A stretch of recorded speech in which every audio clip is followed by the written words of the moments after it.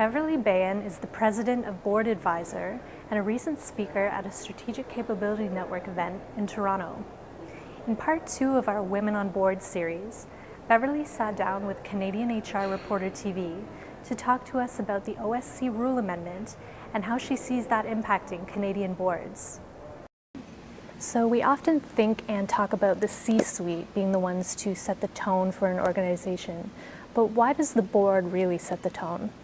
Well, I think the board really sets the tone, the real tone at the top of any organization, first and foremost because they choose the chief executive officer, right? So that for sure. But what I see sometimes that concerns me is I think there's a disconnect between the culture of the board and the culture of the organization, and there shouldn't be. You get so many boards that talk about, well, we're collegial. Well, you know what? If you went to a CEO and an executive team and said, describe the culture of the organization, what you want to hear is, we want to win. We're innovators. We're passionate about what we do, right? If the CEO said, we're collegial, you'd say, fire this guy, right? So why is it okay for the board of directors to be collegial? The board of directors should be the best they could be if they want a corporate culture that they want to be the best that it can be to really win and deliver. So that's why I think the tone of the top's really set up there. What are some things that commonly get in the way of getting the best possible candidates on the board? I mean, three things really kind of come to mind. Boards are lousy at performance management, okay?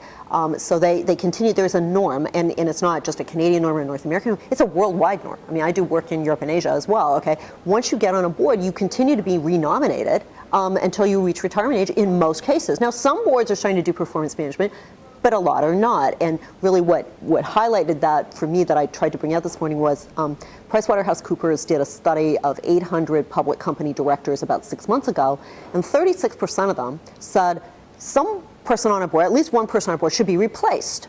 And they said, well, gosh, that's a big number. You know, that's more than 30% of public company boards think there's somebody on the board that should be replaced. Why is that not happening? And they said, well, board leadership doesn't really want to deal with that issue. So I think that's one of the first things getting in the way is this kind of routine renominating as opposed to really standing back and saying, do we really have the best team? Is there somebody we have to have an awkward conversation with? Or moreover, you know, companies grow and morph over the course of a decade. You know, when you had a company that was maybe a little regional monoline operating in Barrie, Ontario, it's now grown and it's national and it's about to head into, you know, Asia and Latin America, you need a different board. And yet you'll continue to renominate the person that was a fabulous board member for a regional and online now that you're becoming a global company. And that's not necessarily the right talent, but that's the norm that I think a lot of boards have got into.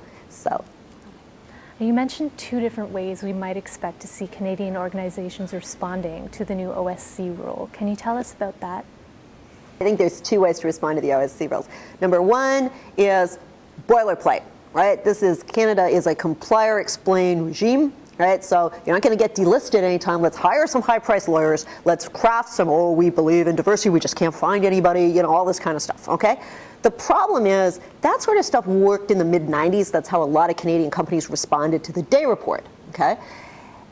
This is the 21st century, and we have shareholder activists, you know, and they are now looking at director tenure, board composition. You've got ISS that's actually factored both gender diversity and director tenure into their quick scores of how they rate companies. So I'm not sure there's really any place to hide. I don't think boilerplate is probably going to work 20 years later. So that brings us to what's the second option, and the second option I think is the great option because boards don't like to tackle performance management.